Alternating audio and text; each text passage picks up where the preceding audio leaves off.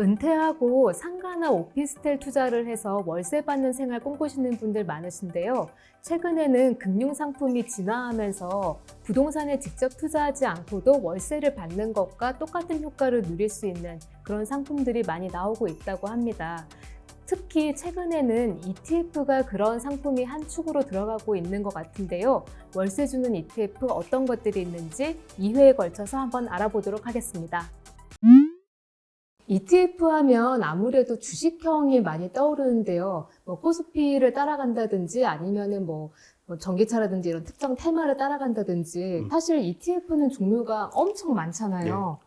대표적으로 어떤 게 있을까요? 월세 주는 ETF를 말씀하셨는데 그 월세 주는 ETF를 말씀하시기 전에 투자 수익의 원천을 이해하신 것들이 좋겠는데요. 아, 네네. 예, 주식형 ETF라고 하면 가장 큰 수익이 아무래도 이제 주식 가격들이 오르는 것들이 가장 좋겠죠. 네, 그럼요. 그렇지만 마치 보너스처럼 이런 수익들도 있는데요. 주식에 투자하게 되면 1년에 한두 번은 배당을 받을 수가 있고요. 네, 배당. 그리고 이자 같은 경우는 네. 채권 같은 경우는 이자 소득이 있겠고 네, 이자. 부동산 같은 경우는 부동산 임대 소득이 있습니다. 네. 여기서 뭐 어쨌든 자본 차익이 가장 주된 수익이긴 하지만 수익을 예측하기 어렵다는 좀 단점들이 있고요. 네. 반면에 이제 배당이나 이제 임대료 수익들 같은 경우는 부가적인 수익이라 크진 않지만 금액이나 시기가 어느 정도 예측 가능합니다. 따라서 이런 수익들을 월급처럼 그냥 꾸준히 들어온다고 해서 인컴 수익이라고 부릅니다. 따라서 말씀하신 그 월세 주는 ETF라고 하면은 네. 자본 차익보다는 인컴 수익에 좀 초점을 맞춘 이런 상품인데요. 대표적인 인컴 상품으로 채권형 ETF나 고배당 ETF 그리고 부동산 ETF 이런 것들을 인컴형 ETF라 부른다. 이렇게 보시면 되겠습니다. 근데 지금 말씀해주신 그 세 개의 ETF 같은 경우에 부동산처럼 이렇게 월세를 받을 수 있다. 이 점 말고 다른 장점들도 있을까요? 예, 뭐 여러 가지 장점들인데요. 제가 생각하는 가장 큰 장점들은 어쨌든 인컴이라고 하는 것들이 뭔가 들어오는 거죠. 그래서 네. 꾸준하게 받는 게 있다면 자산 가격이 어느 정도 하락한다 하더라도 좀 편안하게 투자할 수 있다, 버틸 수 있다 이렇게 생각하는데요. 예를 들어서 이제 고배당 ETF에 투자하셔서 연간 5% 정도를 받으실 수 있다고 한다면 지금 어느 시점에 한 10%가 떨어졌어요. 네. 그렇다 하더라도 눈 딱 감고 2년 기다리게 되면 원금 정도는 회복할 수 있다. 이런 계산이 나오게 되거든요. 그렇기 때문에 네. 좀 편안하게 투자 결정을 할 수 있다는 것들이 인컴형 ETF의 장점이고요. 두 번째가 이제 인컴형 ETF는 일반적으로 변동성도 낮고 안정적입니다. 왜냐하면 뭐 고배당 기업이라고 한다면 네. 투자자에게 높은 배당을 주어야 되잖아요. 네. 높은 배당을 줄 수 있는 기업들은 어쨌든 우량 기업이라야 높은 배당을 줄 수 있는 거거든요. 네. 따라서 이제 고배당 ETF에 편입된 자산들을 한번 보시면 은행이라든지 유틸리티 기업이라든지 아니면 필수 소비재 이런 우량 기업들이 많고요. 이런 기업들은 불황에도 강하고 또 금리 상승에도 굉장히 강합니다. 그래서 이런 그 특성들 때문에 인컴형 ETF 중에서도 배당주는 시장 방어력도 높고 안정적이다. 이렇게 말씀드릴 수 있겠습니다. 마지막으로 좀 인컴형 ETF는 잘만 활용하면은 요즘에 이제 금리가 올라가서 걱정인데요. 네, 이 맞습니다. 금리 상승이나 인플레이션 방어용으로도 활용할 수가 있습니다. 부동산 관련 상품은 금리 상승도 이겨내고 인플레이션도 해지할 수 있는데요. 왜냐하면 이제 금리를 올리는 이유가 가만히 보면 경기가 나빠서가 아니라 경기가 너무 지나치게 과열되는 것들을 막기 위해서거든요. 네. 그래서 만일 호경기가 잘 유지가 된다면 부동산은 이제 공실도 좀 줄겠고요. 그리고 금리가 올라가는 만큼 임대료 수익들도 좀 높일 수 있거든요. 그렇기 때문에 부동산 ETF 같은 이런 상품들은 인플레이션 시기에 한 번쯤은 고려해 보실 만한 그런 상품으로 말씀드릴 수 있겠습니다. 상무님, 그런데 지금 말씀해주신 그런 인컴형 상품의 경우에 배당을 많이 주면은 분배금이 높으면 무조건 좋은 상품이다 이렇게 생각하면 될까요? 아무래도 네. 배당이나 이제 분배금이라고 얘기하는데 ETF에서는요. 네. 분배금이 많을수록 좋긴 한데요. 네. 문제는 이런 분배금 배당이 지속 가능하냐, 그러니까 계속해서 지급할 수 있느냐 여부가 가장 중요한데요. 그러니까 한 번만 제대로 주느냐 아니면은 쭉 계속 잘 주느냐 이제 그걸 봐야 되겠군요. 그렇죠. 예. 뭐 올해는 고배당을 준다고 하더라도 네. 내년에 뭐 배당을 지급하지 못하거나 아니면 영업이 그러니까 네. 실제로 회사에서 영업은 잘 안 돼서 이익률은 떨어지고 네. 있는데 배당을 계속 준다면 어쨌든 재무 안정성이 떨어지게 되겠죠. 이런 기업들은 사실은 좀 피해야 되는데요. 뭐 사실 배당을 아무리 많이 주더라도 자본 차익이라고 말씀드렸지 않습니까? 가격이 떨어져서 이렇게 반영될 수 있다라고 생각하고요. 또 세상에는 이제 공짜가 없는 것 같습니다. 네. 왜냐하면 뭐 하이힐드라고 하면 네. 신용도가 낮은 대신에 높은 이자를 지급하는 상품인데요.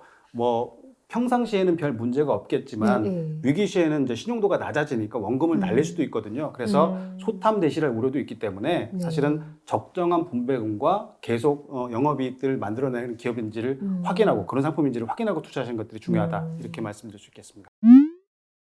네, 그러면 월세 주는 ETF 이제 저희가 하나씩 살펴볼 텐데, 자, 첫 번째는 리츠에 투자하는 ETF부터 한번 알아보겠습니다. 제가 지난해 리츠 상장이 또 많이 됐고 그래가지고 화제가 됐던 걸로 저도 기억을 해요. 저희 미래에셋도 글로벌 리츠가 연말에 성공리에 상장이 되고 했었거든요. 네, 이제 부동산 간접 투자 상품이다라고 리츠를 부르는데 그 구조가 어떻게 되는지 좀 간단히 설명해 주시겠어요? 예, 쉽게 이렇게 말씀드리면 리츠는 부동산 공동구매 상품. 공동구매, 예. 네, 공구. 혹은 뭐 이제 부동산 펀드 이렇게 생각하면 쉬울 것 같은데요. 소액으로 투자가 가능하고요. 전문가가 운용하니까 구조가 투명하다는 점들이 리츠와 뭐 부동산 펀드 똑같은 점인데요.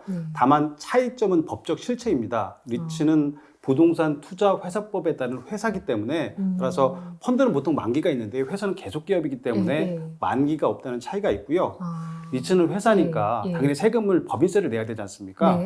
근데 리츠 같은 경우는 펀드의 취지를 살려서 임대 수익의 90% 이상을 배당하면 법인세가 면제되는 세제 혜택을 얻을 수 있습니다. 그래서 뭐 정리해서 리츠는 뭐냐 이렇게 말씀드리면 꾸준하게 배당을 지급하는 부동산 투자 회사 이 정도로 이해하시면 되겠습니다. 근데 저희가 우리나라에 리츠가 몇 개 안 됐었다고 저는 들었거든요. 맞습니다. 그러니까 2020년만 하더라도 7개였다가 현재 기준으로 18개나 된다고 들었거든요. 근데 정부에서 적극적으로 상장 리츠를 장려한다고 들었는데 혹시 어떤 이유에서 그런 건가요? 한마디로 정부 입장에서 보면 부동산 가격들은 올라도 걱정이고 떨어져도 걱정입니다. 예. 그 근본적인 원인은 부동산 시장의 구조적인 문제에서 시작된다고 볼 수 있는데요. 만일 이제 모든 부동산이 마치 주식처럼 거래된다면 어떤 장점들이 있을까요? 글쎄요. 어떤 장점이 있을까요? 일단은 가장 먼저 하는 것들이 투명하게 거래될 수 있다는 거죠. 그리고 아무 때나 사고 팔 수 있으니까 유동성이 있으니까 거래도 편리하게 되고요. 또 아무래도 거래소에서 매매되다 보니까 비용도 상대적으로 저렴하겠고요. 가장 큰 장점은 수요와 공급에 따라서 적정한 가격들이 형성되니까 투자자도 믿고 신뢰하고 거래할 수 있다는 장점이 있습니다. 근데 안타까운 것들은 대부분 부동산은 장내 거래가 아니라 장외 거래거든요. 그렇죠.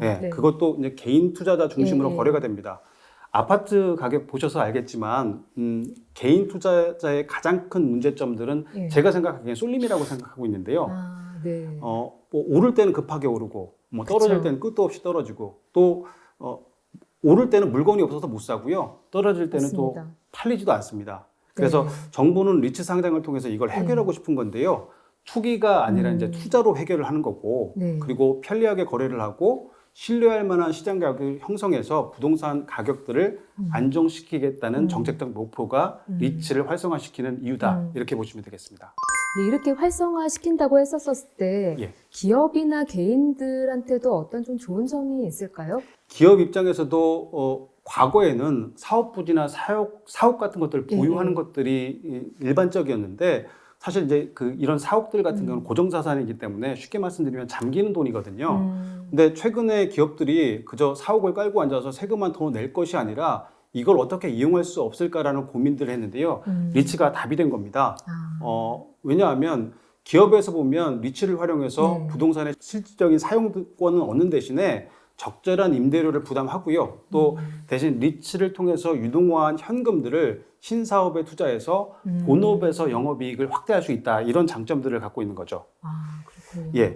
또 투자자 입장에서도 보면 리츠는 장점이 굉장히 큰데요.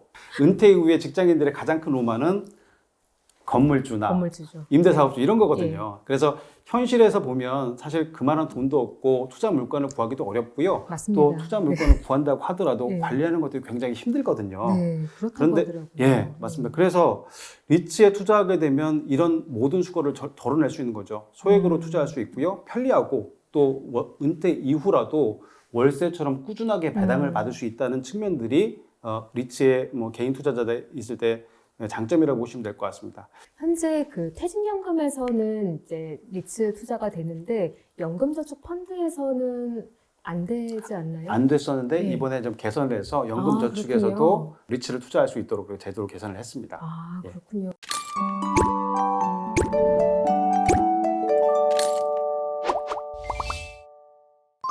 이제 실제로 리츠에 투자하는 ETF가 어떤 게 있는지 알아볼 텐데요. 어떤 게 있죠? 사실 그 리츠에 투자하는 공모펀드는 꽤 나왔습니다. 네. 그런데 리츠에 투자하는 ETF는 국내에서 딱 한 가지가 있는데요. 하나밖에 없어요? 예, 맞습니다. 어, 타이거 리츠 예. 부동산 인프라 ETF라는 딱 하나가 있습니다. 이게 예. 공교롭게 또 타이거군요. 예, 네. 맞습니다. 어쩌다가 다른 회사들은 왜 이런 리츠에 투자하는 ETF를 안 만들었을까요? 그러니까 이게 좀 힘든 것들이 예. 주식에 비해서 상장 리츠 수가 굉장히 좀 제한적이었고요. 얼마 안 됐었고, 아, 그렇네요. 예. 2020년만 해도 7개라고 했기 때문에 그 ETF에 들어가는 그 개수가 안 제한적이었고요. 채워진, 네, 맞습니다. 그런 10개 이상들은 있겠네요. ETF로 예. 투자해야 되는데 이제 그것보다 작았었고 또 사실은 리츠가 이렇게 유동성들이 활발해서 거래가 활발하게 되지 않기 때문에 아. 사실은 공모펀드는 예, 그 예. 장외에서 거래해야 되기 때문에 별 문제가 없지만 ETF 같은 경우 장내에서 계속 유동성들을 만들어야 되지 않습니까? 네네. 사실은 그렇기 때문에 상품화하기에는 상당한 운용 노하우가 필요했기 때문에 타이거만이 할 수 있다고 이렇게 생각을 하고 있는데요. 타이거 리츠 부동산 인프라에 대해서 조금 더 설명을 드리면 국내 최초 부동산 인프라 펀드고요. 2019년 7월에 출시했습니다. 상장할 당시만 하더라도 말씀드렸다시피 국내 상장 리츠가 많지 않아서요. 리츠만으로는 포트폴리오를 구성하기 어려워서 초창기에는 30%의 배당주를 편입을 했었습니다. 아, 그래서 맞습니다. 이름에 예. 그래서 배당이 들어갔었거든요. 맞습니다. 예. 예. 그래서 이제는 뭐 상장 리츠가 18개에 이르고 또 올해는 다양한 리츠가 또 이제 추가 상장이 된다고 해서요. 올해부터는 이제 배당주를 빼고 리츠 전용 ETF로 포트폴리오를 재편했는데요. 포트폴리오에서 주식이 빠지면서 안정성과 임대소득이 강화되는 이런 장점들이 있습니다. 말씀하셨다시피 이제 초창기에는 펀드 이름도 ETF 이름도 타이거 부동산 인프라 고배당이라 이름을 졌는데요. 지난 3월 18일 날 고배당주가 빠지면서 이름도 타이거 리츠 부동산 인프라로 이름을 변경하고 리츠 전용 ETF로 새롭게 변신했습니다.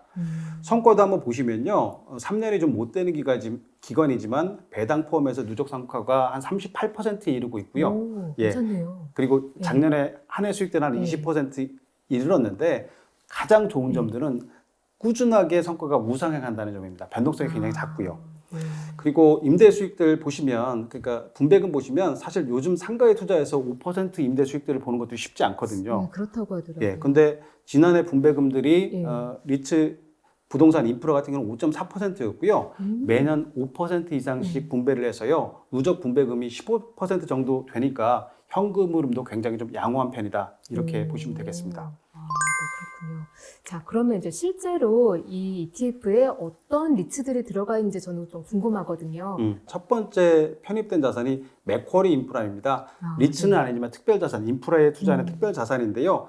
주요 자산을 보시면 인천국제공항 고속도로가 편입되어 있고요. 우면산 터널이라든지 천안논산 고속도로가 있고 배당 수익률을 보시면 한 5.8%이니까 굉장히 고배당주고요. 시가총액도 5조가 넘어서 굉장히 우량 거대 자산이라 이렇게 보시면 될 것 같습니다. 또 롯데 리츠도 포함되어 있는데요. 말 그대로 롯데그룹에서 부동산을 유동화한 리츠다 이렇게 보시면 될 것 같습니다. 백화점이 들어가 있고요. 롯데 아울렛, 마트 이런 물류센터들이 들어가 있고요. 조금 생소한 이름이 ES 캔달 스퀘어 리츠라는 상품인데요. 한 1조 정도가 돼 있고 부천 고양이 12개 물류센터로 포함되어 있는데 쉽게 말씀드리면 쿠팡 물류센터가 ESR 캔달 스퀘어 리츠에 포함되어 있다 이렇게 보시면 될 것 같습니다. 그렇군요. 예. 쿠팡이 들어가 있군요. 맞습니다. 쿠팡 물류센터가 전용 ETF 리츠라고 보시면 될 것 같고요. SK 리츠 같은 경우는 말 그대로 SK 서림 빌딩이 들어가 있고요. SK 에너지에 한 116개의 주유소가 포함되어 있습니다. 예, 그리고 배당 수익률은 4.5% 정도가 되고 있습니다. 쭉 내려와 보시면 이제 맵스 리얼티도 있는데요. 네. 이거는 이제 상장 리츠는 아니고 상장 부동산 펀드인데 네. 규모가 한 4천억에 이르고요. 미래에셋 센터원 빌딩이 네. 들어가 있고 배당 수익률도 한 5.3%에 이르고 있습니다. 결국 그 12개의 자산을 가면 살펴보시면 네. 오피스도 있고 인프라도 있고 백화점도 있고 물류센터, 뭐 주유소, 그러니까 실제 편입된 부동산은 리츠 12개에 100여 개가 넘습니다. 그러니까 상당히 잘 분산되어 있다 이렇게 보시면 될 것 같고요. 그리고 앞으로 이제 상장 리츠가 계속 늘어나니까 편입 자산도 더 늘려서 안정성도 수익성도 보강될 예정입니다. 재테크 카페 같은 데 들어가면은 이런 배당에 관심 있으신 분들이 맥쿼리 인프라는 다들 가지고 계신 것 같더라고요. 예, 맞습니다. 예, 거기다가 또 최근에는 여기도 지금 들어가 있는데 JR 글로벌 리츠가 배당 수익률이 높아서 또 여기에도 관심이 많은 것 같은데 맞습니다. 네. 아무튼 타이거 리츠에는 여기 다 들어가 있다. 네, 근데 저는 이제 궁금한 게 이 12개를 어떤 기준으로 18개 중에서 12개로 이제 좁힌 거잖아요. 여기 뭐 다 펀드도 들어가 있긴 하지만 이걸 어떤 기준으로 선별해서 넣었는지 그게 좀 궁금합니다. 네. 부동산 고를 때와 똑같다 이렇게 보시면 될 것 같습니다. 아, 부동산 그래요? 투자하는 것들은 어떤 네. 부동산 ETF니까요. 이 부동산이 네, 이 네. 리츠가 우량 자산인가, 그리고 유동성이 풍부해서 거래가 쉽게 이루어질 수 있는가, 그리고 마지막으로 가장 중요한 것들이 꾸준하게 배당을 받을 수 있는가 여부가 가장 네. 중요한데요. 펀드의 그 ETF의 방법론을 보시면 국내에 상장된 리츠나 인프라 자산 중에서 네. 시가총액이 2천억 이상들은 돼야 되고요. 그리고 20일 평균 거래 대금이 1억 이상 되는 자산들의 네. 그런 리츠에 투자하고 있다 이렇게 보시면 될 것 같고요. 편입 자산의 편입비는 이제 시가총액 가중 방식을 취하고 있고 개별 종목의 편입비 상한들은 네, 17%로 제한하고 있습니다. 그리고 올해에는 2022년에는 코람코 더원 리츠라든지 마스턴 프리미엄 리츠 이런 신규 상장 우량 리츠가 굉장히 많이 상장되기 네. 때문에 이런 자산들을 좀 편입 검토해서 포트폴리오가 점점 더 풍성해질 그럴 예정을 갖고 있습니다. 분배금으로 한 5% 정도 생각할 수 있다고 말씀하셨잖아요. 그러면은 예를 들어 제가 퇴직하고 한 3억 정도 규모의 그런 돈이 있다라고 하면은 여기 ETF에 넣어서 그러면은 한 1,500만 원. 그렇죠. 네, 3, 5, 15, 한 달에 네, 100만 원 좀 넘겠죠? 1,500만 원에서 그러면은 이거를 12달로 나누게 되면은 한 달에 125만 원 정도 되고 그러면은 국민연금을 한 달에 한 100만 원 좀 안 되게 한 20년 정도 국민연금 부으면은 그 정도 받는 걸로 알고 있거든요. 그러면은 총 한 200에서 250 사이의 현금 흐름을 만들 수 있다. 저희 그 은퇴한 부부 기준으로 했었을 때 저희가 200에서 250만 원 사이가 한 달 생활비로 최소 필요하다고 알고 있는데 그 정도 현금 흐름을 만들 수도 있겠네요. 예, 그렇죠. 5%가 사실은 굉장히 좀 분배금으로서 지금 현재 뭐 사실 은행 예금에도 2%를 받기가 쉽지 않은 상황에서는 굉장히 좀 높은 배당 수준이다 이렇게 보실 수 있겠습니다. 네. 그럼 여기서 궁금해지는 게 저희가 한눈에 좀 비교를 해보면 좋을 것 같아요. 부동산에 직접 투자할 때 그리고 리츠에 직접 투자할 때 그리고 리츠에 투자하는 ETF에 투자했었을 때 그 장단점이 어떻게 되는지 저희가 이게 어느 한쪽이 무조건 좋다 이런 게 아니라 한눈에 비교해 보면은 저희 투자하시는 분들도 좀 이해하기가 쉬우실 것 같아서요. 일단 가장 먼저가 투자금입니다. 부동산은 사실은 뭐 무엇을 사거나 아파트를 사더라도 목돈이 필요하죠. 네, 덩어리가 큽니다. 네. 근데 이제 리츠나 뭐 ETF 같은 경우는 소액으로 투자가 가능하고요. 그 아파트나 이런 것들 사보시면 알겠지만 취득 시에서는 그러니까 아파트를 사게 되면 취득세가 붙고요. 보유할 때는 보유수가 붙고 또 매도하게 되면 양도세가 붙으니까 무조건 이제 세금들이 붙는데요. 리츠나 뭐 ETF가 가장 좋은 것들은 매매 차익이 비과세된다. 이 부분들입니다. 좋습니다. 국내 상장 주식이기 때문에요. 그리고 유동성이 가장 큰 문제입니다. 뭐 아파트가 보통 때 지금 같은 때는 잘 팔릴 수 있지만 사실은 아파트 가격들이 떨어지고 그러면은 아파트 못 팔아서 부동산 못 팔아서 걱정하시는 분들이 굉장히 많은데요. 리츠는 그럴 가능성이 거의 없다라는 장점들이 있고요. 그래서 유동성이 편안하고 또 아무리 부동산을 개별적으로 많이 산다고 해도 한두 채 사시는 것들이 대부분들이거든요. 그쵸, 네. 근데 리츠 같은 경우는 상당히 많은 부동산에 분산 투자할 수 있다는 장점들이 있고요. 또 임대 수익 같은 경우도 사실은 개인들이 사게 되면은 굉장히 다양하죠. 높은 수익을 받을 수도 있지만 거의 뭐 역마진이 나는 수준도 있다. 이렇게 하시는 말씀도 있고요. 또 최근처럼 또 코로나 같은 상황이 되면은 또 없을 수도 그렇죠. 있잖아요. 임대료가 없어질 수 있으니까 사실은 그럴 때는 이제 계속 비용만 나갈 수 있는 거죠. 그렇죠. 예. 그리고 개별 리츠나 ETF 같은 경우는 전문가가 운용에 대한 장점들이 있고요. 관리 부담도 없기 때문에 굉장히 장점이 있습니다. 반면에 이제 뭐 리츠나 그러면 ETF는 어떤 차입들이 있느냐 이렇게 말씀드렸는데 리츠는 어쨌든 단일 리츠에 집중되어 있기 때문에 사실은 ETF에 투자하는 것들 뭐 타이거 리츠 부동산 인프라 같은 경우는 아까도 말씀드렸지만 12개의 우량 리츠에 분산 투자되어 있기 때문에 단일 리츠에 집중되어 있기 때문에 수익이 높을 수도 있고요. 반대로 손실이 더 클 수도 있다. 국내 상장 ETF 중에서 해외 리츠에 투자하는 ETF는 없나요? 예, 있습니다. 예. 있어요? 예. 오, 어떤 게 있을까요? 저희 그 타이거에 상장된 상품들도 말씀드려야 될 것 같은데요. 타이거 미국 MSCI 리츠 ETF가 있는데요. 이 ETF를 좀 보시면 미국에 상장된 리츠 중에서요. 배당 성향하고 부동산, 임대, 매매 수익 이런 것들이 높은 한 150개 리츠에 분산 투자하는 컨셉들을 가진 상품인데요. 환해지가 되어 있고요. 성과도 괜찮습니다. 3월 말 현재 1년 수익이 한 23% 정도 되고 있고요. 분배금을 보시더라도 2020년에는 3.39%, 2021년에는 2.96%로 분배금도 높습니다. 분배금은 세금에 대한 문의가 굉장히 많으신데요. 어쨌든 아까 말씀드린 국내 리츠라든지 해외 리츠라든지 분배금에 대해서는 모두 15.4%의 배당소득세를 내신다 이렇게 이해하시면 되겠습니다. 리츠도 해외 분산해서 가지는 게 필요할까요? 예, 저는 꼭 필요하다고 생각합니다. 뭐 쉽게 말씀드리면 아파트도 서울에 있는 아파트하고 부산에 있는 아파트가 차이가 있지 않습니까?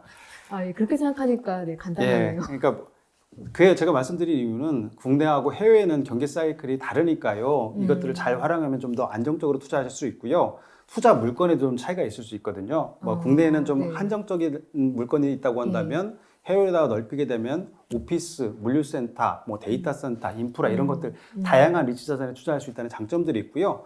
또 하나가 이제 통화인데 원화 대신에 이제 달러를 보유하는 것들도 상당히 좀 도움이 될 때가 많습니다. 저희 지금 촬영하고 있는 지금 이때도 사실 러시아 우크라이나 전쟁이 지금 계속되고 있고 또 미국에선 계속 금리 올리고 있잖아요. 좀 이런 이슈가 있어서 금융시장이 좀 불안한 그런 상태인데 그러다 보니까 투자자분들은 좀 안정적인 상품에 좀 자금이 좀 많이 가는 것 같아요. 그래서 좀 리츠 관련된 이런 상품들은 너무 오른 거 아니냐 좀 이런 의견도 있으신 것 같거든요. 그래서 리츠 관련된 상품을 사기 좋은 때가 좀 따로 있을까요?